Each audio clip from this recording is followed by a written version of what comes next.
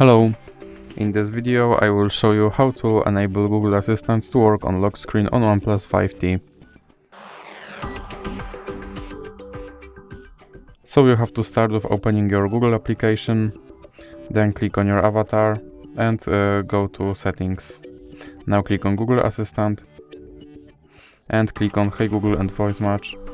And now click here to enable Hey Google and then click on Retrain Voice Match Model.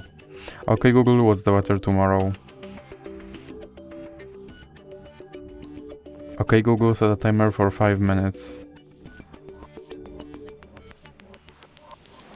Hey Google, make a call.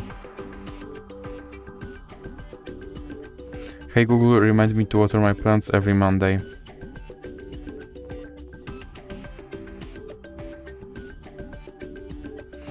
Now click back and click on lock screen and then click yes I'm in and make sure that this first option stays on. And now let's check if my Google Assistant works on lock screen.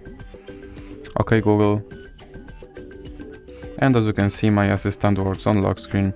So that's it for this video. If you liked it, please remember to leave like and subscribe.